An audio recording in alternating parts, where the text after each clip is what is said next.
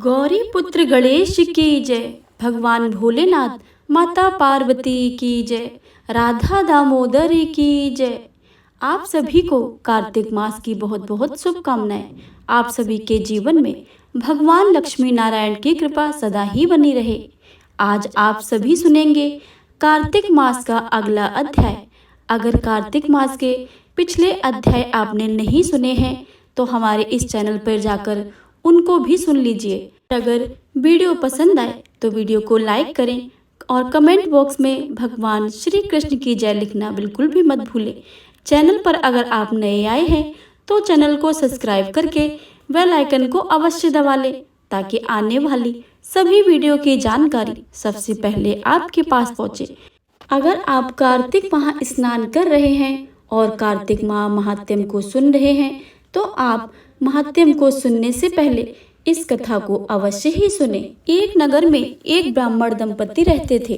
वे दोनों प्रतिदिन 7 कोस दूर गंगा और यमुना नदी में स्नान करने जाते थे। इतनी दूर आने जाने से ब्राह्मण की पत्नी थक जाती थी। एक दिन उसने अपने पति से कहा कि हमारा एक पुत्र होता तो कितना अच्छा रहता। पुत्र के बहू आती तो हमें घर वापस जाने पर खाना बना हुआ मिलता और बहू घर का काम भी कर देती। अपनी पत्नी की बात सुनकर ब्राह्मण ने कहा कि तूने बात तो सही कही है, चल मैं तेरे लिए बहू ला देता हूँ। ब्राह्मण ने कहा कि एक पोटली में आटा डालकर कुछ मोहरे रख दे। ब्राह्मण के कहे अनुसार उसने पोटली बांध कर दे दी। पोटली लेकर ब्राह्मण चला गया। ब्राह्मण सफर के दौरान यमुना किनारे बहुत ही सारी सुंदर लड़कियां दिखी। वे रेत में घर बनाकर खेल रही थी। उनमें से एक लड़की ने कहा, मैं अपना घर नहीं बिगाड़ूंगी, मुझे तो रहने के लिए यही घर चाहिए। लड़की की बात सुनकर ब्राह्मण मन ही मन सोचने लगा कि बहू बनाने के लिए यही लड़की उचित है। जब वह लड़की जाने लगी तो ब्राह्मण भी उसके पीछे पीछे उसके घर तक चला गया।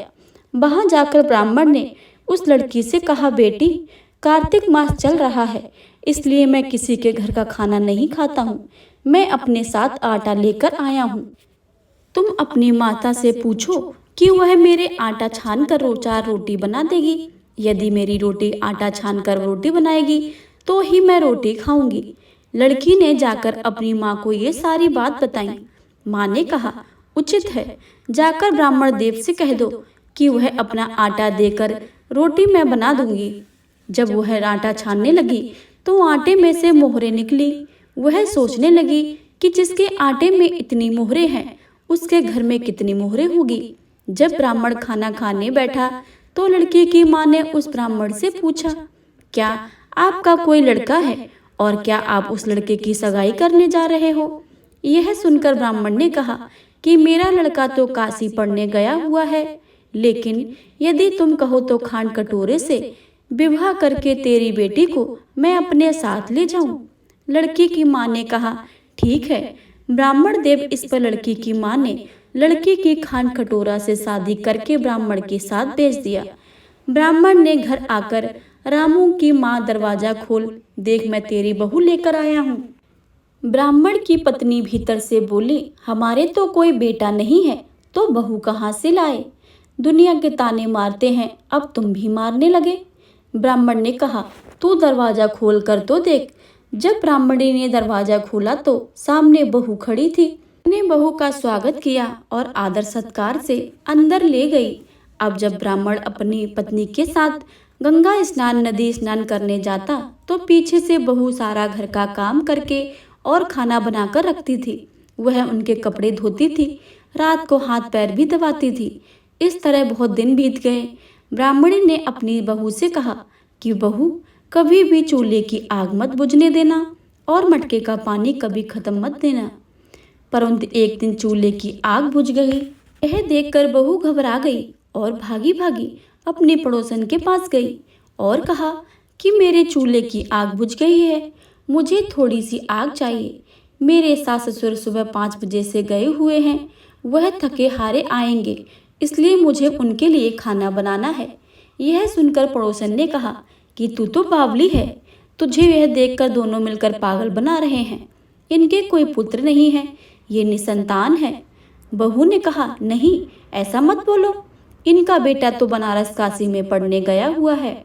इस पर पड़ोसन ने कहा कि यह तो झूठ बोल रहे हैं, मेरी बात सच मान, इनके बेटा नहीं है, ना ही कोई बेटी है। अब बहू पड़ोसन की बातों में आ गई और कहने लगी, अब आप मैं बताऊं मैं क्या करूं।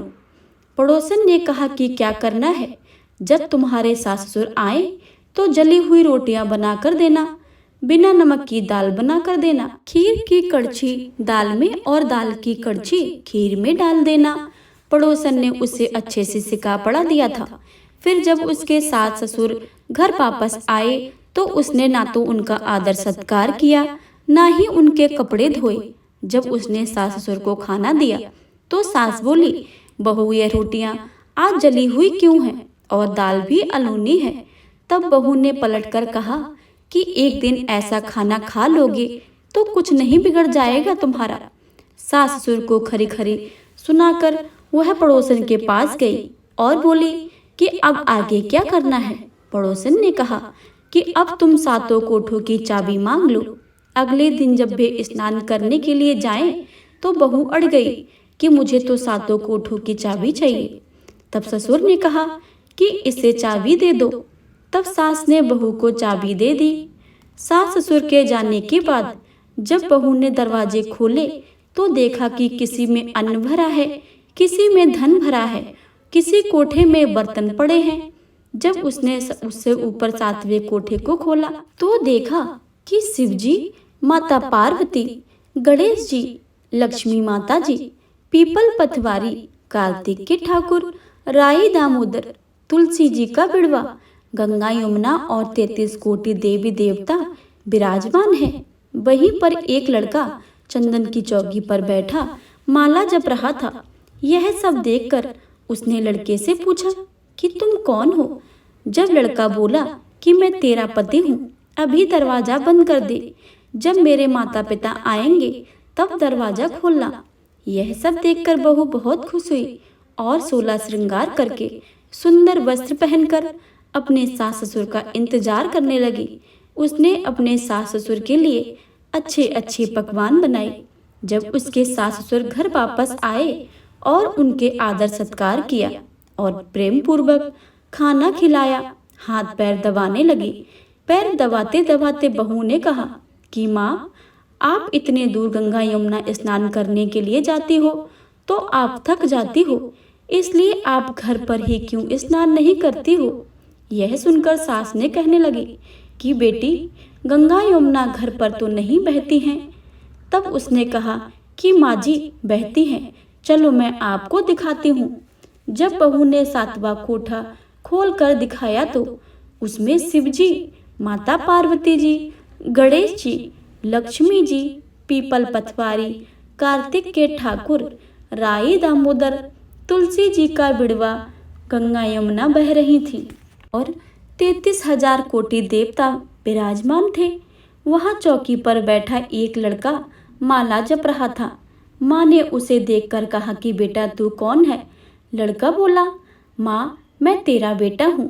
तब ब्राह्मणी ने पूछा कि तू कहाँ से आया है। लड़के ने जवाब दिया कि मुझे कार्तिक देवता ने भेजा है। माँ ने कहा, बेटा यह संसार कैसे मानेगा कि तू मेरा बेटा है। माँ ने कुछ विद्वान पंडित से मदद ली। पंडितों ने कहा, इस बार बहू बेटे खड़े हो जाएं और उस बार माँ खड़ी हो जाए। माँ ने चमड़े की अंगिया पहनी हो और छाती में से दूध की धार निकलकर बेटे की दाढ़ी मूछ भीगे और पवन पानी में गठजोड़े बंधे हो, तब मानेंगे कि इस माँ का ही यह बेटा है। उसने ऐसा ही किया। चमड़े की अंगिया फट गई, छाती में से दूध की धार निकलकर बेटे की दाढ़ी मूछ भीग गई, पवन पानी में बहू बेटे की गांठ जोड़ गई। यह सब देखकर ब्राह्मण और उसकी पत्नी की खुशी का ठिकाना ना रहा। तो यह थी कार्तिक मास की कथा। हे ठाकुर जी, जैसे ब्राह्मण और ब्राह्मणी को बहू और बेटे दिए हैं वैसे सबको ही देना।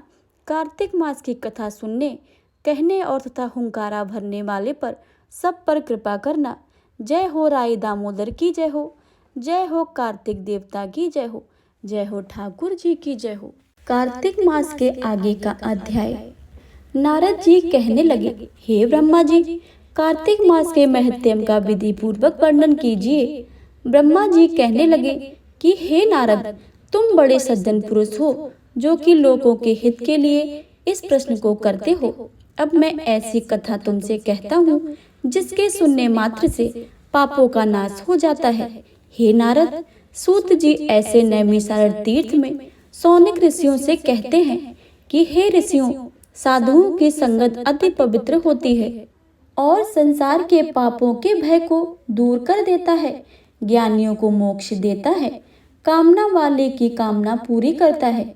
श्री गंगा जी पापों को नष्ट कर देती हैं, चंद्रमा ताप को दूर कर देता है, कल्प वृक्ष दीनता को नष्ट करता है, परंतु साधु समागम पाप ताप और दीनता तीनों का ही नष्ट कर देती है। इसका आधा क्षण भी मोक्ष को देने वाला होता है। इतनी वार्ता सुनकर ऋषि कहने लगे कि हे सूत जी, आप कृपा करके कार्तिक महात्म्य इतिहास तथा प्रसंग सहित सुनाइए। तब सूत जी कहने लगी कि हे ऋषियों, एक समय भगवान कृष्ण कमल जैसे नेत्रों वाली श्री सत्यभामा जी से कहने लगे कि मैं धन्य हूँ और मेरे माता पिता भी धन्य हैं, जिनके मेरे जैसे कन्या उत्पन्न हुई है, जिसके पति आप हैं। आप 16,108 रानियों में से सबसे अधिक मुझसे प्रेम करते हैं। जिस कल्प वृक्ष की पृथ्वी पे लोग बातें नहीं जानते हैं, वह मेरे आंगन में लगा हुआ है। अतः मैं आपसे एक बात पूछना चाहती हूँ। आशा है मेरे हित के लिए आप वह बात अवश्य ही बताने की कृपा करेंगे। इतनी बात सुनकर श्री कृष्ण जी सत्यभामा हाथ पकड़कर कल्प वृक्ष के नीचे ले गए और कहने लगे कि हे सत्यभामे, सब रानियों में से तुम मुझको सबसे अधिक प्रिय हो। तुम्हारे स्नेहवश मैंने इंद्र से विरोध करके यह कल्प वृक्ष स्वर्ग से लाकर तुम्हारे आंगन में लगाया है। अब तुम मुझसे गुप्त बातें भी पूछोगी तो वह भी मैं बतलाऊंगा। सत्यभामा कहने लगी कि हे स्वामी, पहले जन्म में मैंने ऐसा कौन सा पुण्य का काम किया था जिससे मैं आपकी अर्धांगिनी बनी हूँ और गरुड़ पर बैठकर आपके साथ इंद्र आदि लोकों में भी जा सकती हूँ।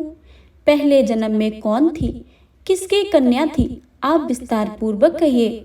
भगवान कृष्ण कहने लगे कि हे सत्यभामे, तुम विस्तार पूर्वक सुनो, मैं सब वृतांत कहता हूँ।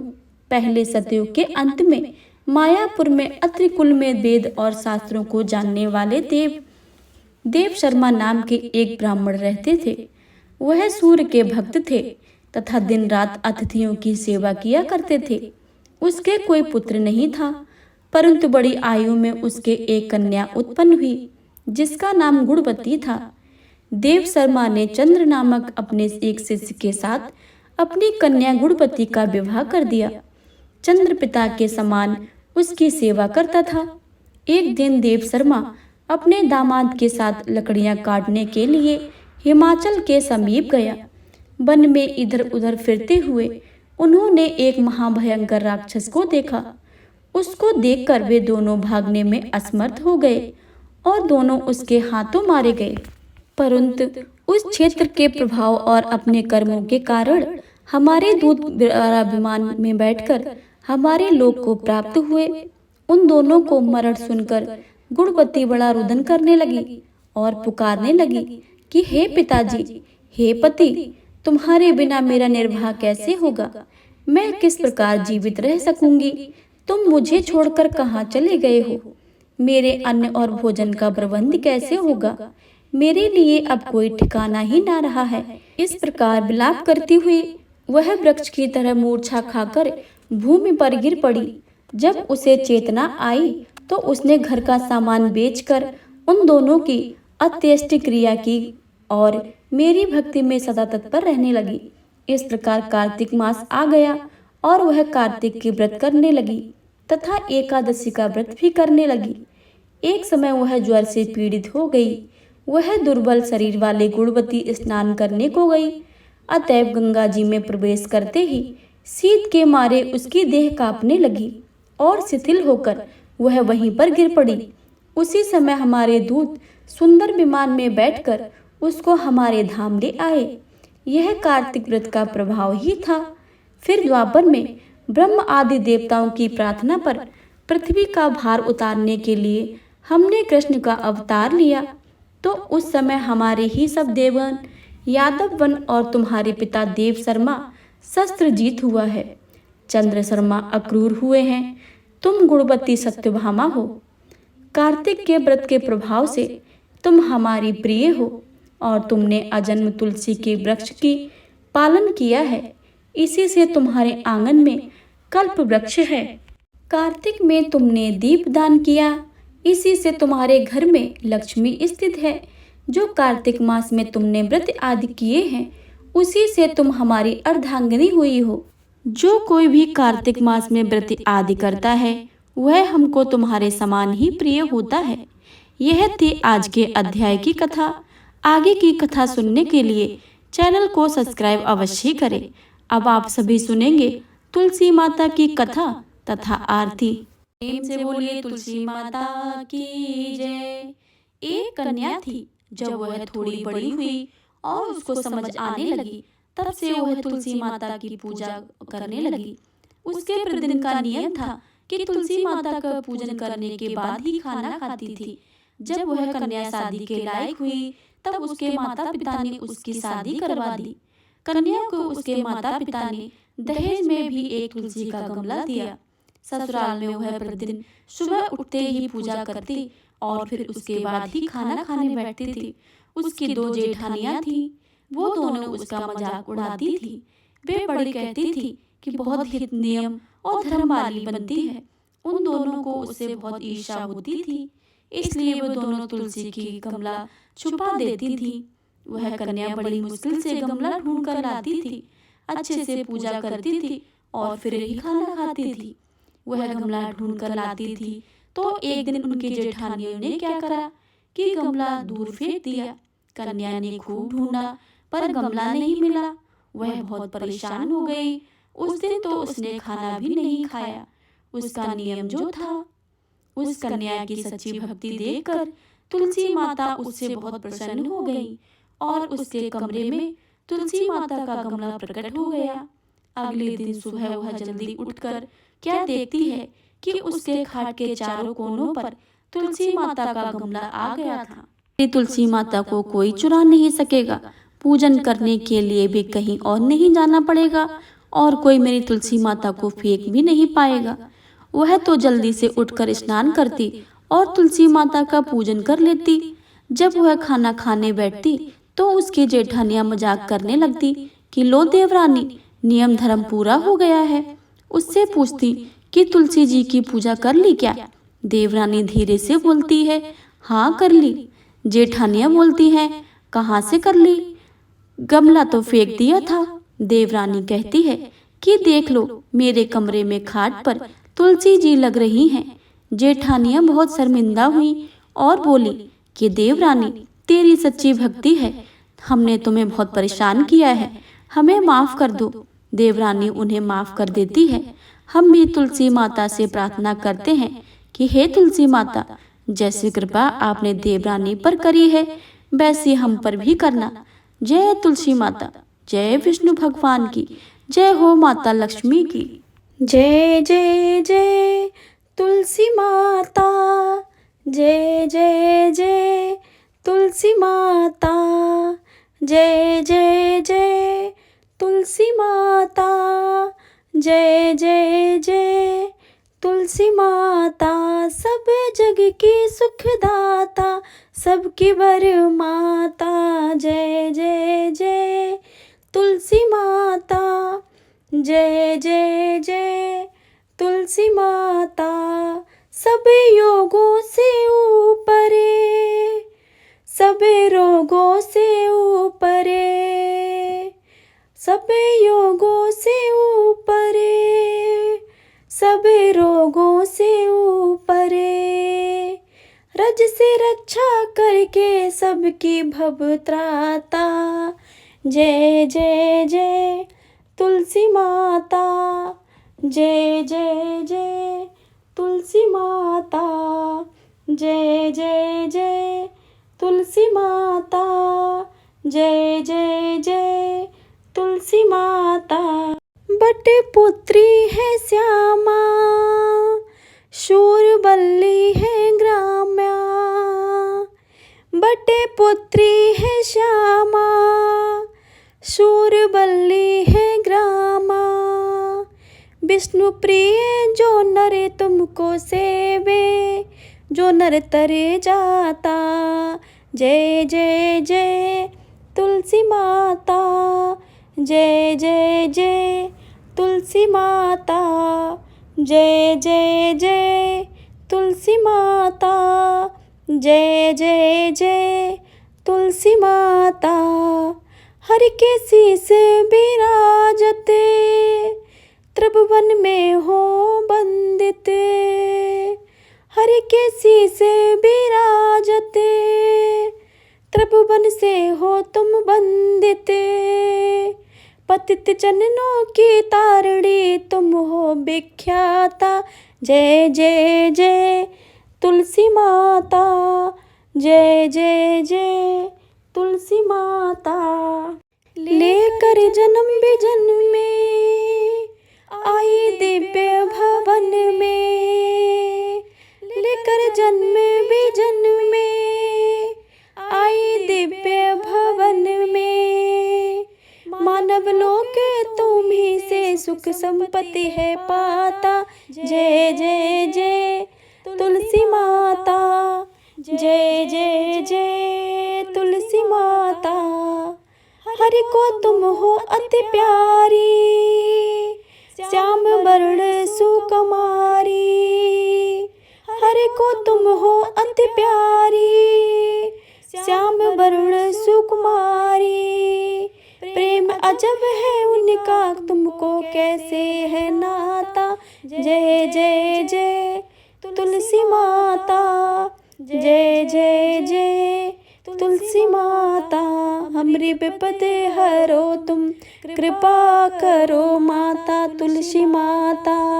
जय जय जय तुलसी माता, जय जय जय तुलसी माता।